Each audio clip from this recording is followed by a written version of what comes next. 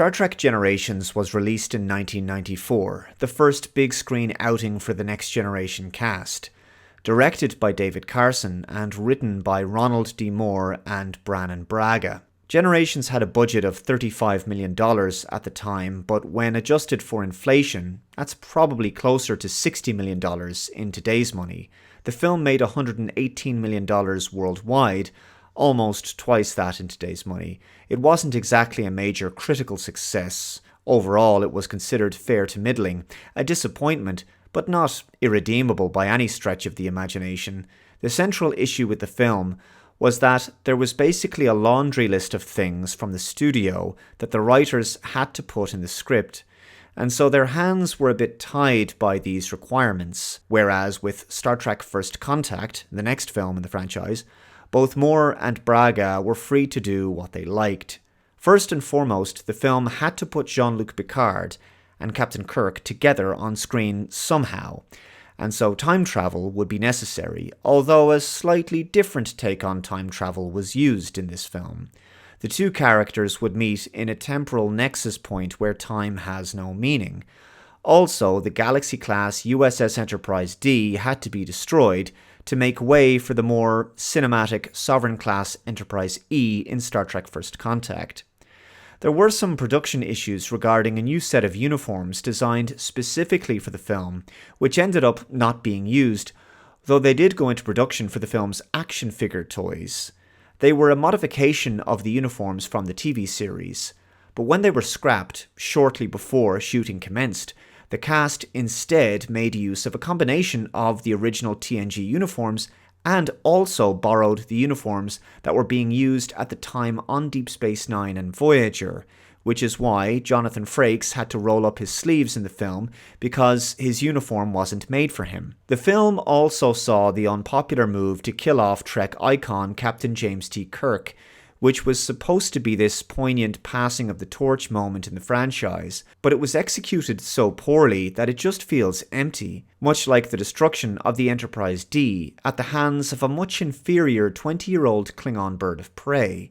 Now, I've actually already done an entire video on the problems surrounding the destruction of the Enterprise D in a video linked below analysing the ship's final battle at Veridian 3. Fundamentally, the story isn't bad, and I've certainly watched films with less interesting plots than Generations, and I happen to think that the film has the best opening sequence of any of the Trek films ever made.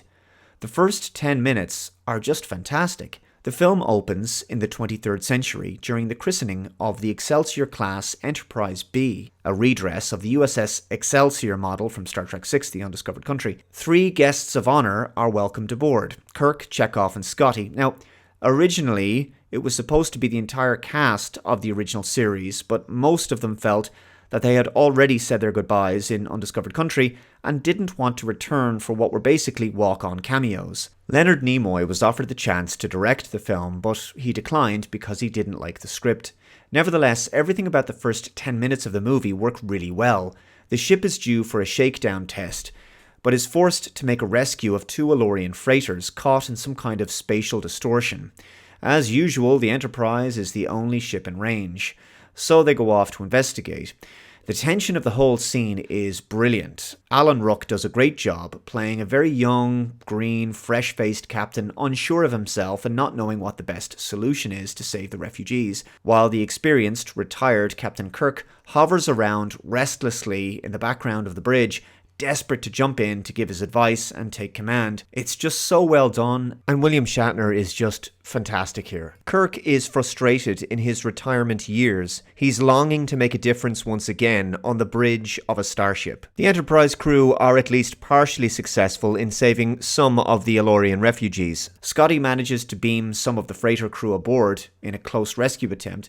Turns out Guinan was aboard, along with Malcolm McDowell's character playing the film's central villain, Tolian Soren. And finally, Kirk gets to be a hero by sacrificing himself to save the Enterprise B from the devastating effects of the distortion, later known as the Nexus. Kirk is presumed dead, but he has in fact been swept up into the Nexus. The film then turns into a bit of a big-budget TNG episode, jumping forward 78 years.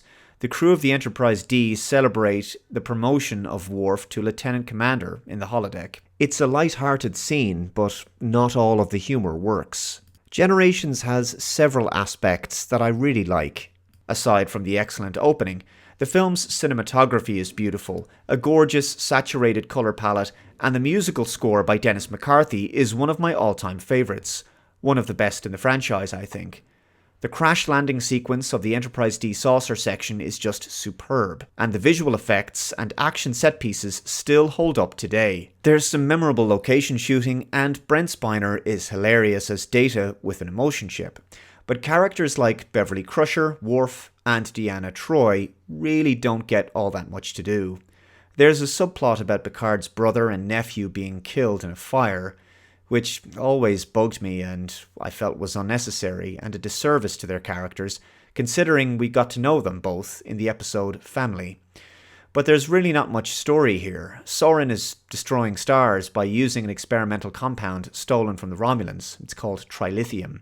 He's aided by Lursa and B'Etor, the Klingon sisters from the TNG series. Soren is a very theatrical and charismatic villain, played superbly by Malcolm McDowell. Soren is eager to get back to the Nexus so that he can be with his family again, because they were killed during an attack by the Borg. After the Enterprise D is heavily damaged by Klingon weapons fire, Soren launches the trilithium weapon at the Viridian Star and destroys it, and the shockwave thus forces the Nexus to move direction towards the planet of Viridian 3. This destroys the entire star system and the Enterprise D saucer, which has just crashed spectacularly on the planet's surface. But Picard and Soren are swept up in the Nexus. Picard awakens to find himself inside what is effectively a very convincing holodeck. The Nexus gives you anything you desire. Your dreams come true. As Guinan describes it, it's like being inside joy, as if joy was something tangible that you could wrap yourself up in like a blanket. Trouble is, the Nexus is more of a wet blanket. It makes no sense at all. For some reason, the Nexus keeps reminding Picard that it's not real. He keeps seeing exploding stars inside these Christmas tree decorations. What's the point of that? But I have to say, it's a fairly heartwarming scene. It takes place at Christmas. Picard has a wife and children, and he even gets to see Rene again, his nephew who was killed in the fire. Also, he gets some handy exposition on how the Nexus works from Guinan, or rather, an echo of Guinan. Also doesn't make any sense. Apparently this is the Guinan that was left behind or something. Also, you can just walk into other people's Nexus realities without permission. At least if it was someone else's holodeck, they could lock the door or erect a level 12 force field to stop you from getting in. So anyway, Picard goes to see Captain Kirk, chopping wood on a mountainside. This is Kirks Nexus. It's the most disappointing union of the two men you could ask for. These two giants should be on the bridge of a starship together. Instead, Kirk is scrambling eggs and riding horses. The weird thing is, the Nexus keeps changing location randomly, like a video game loading the wrong map after completing a level. Picard is trying to convince Kirk to come back with him, to go back in time to just before Soren destroyed the star, thus saving the lives of over 200 million people on Viridian 4. But it's not like there's any hurry because the Nexus is timeless. Literally, time has no meaning. They can stay for 1,000 years if they like and get back to dealing with Soren at any time. Moreover, even when Kirk finally does follow Picard back to the mountaintop on Viridian 3, there's also no real tension there either.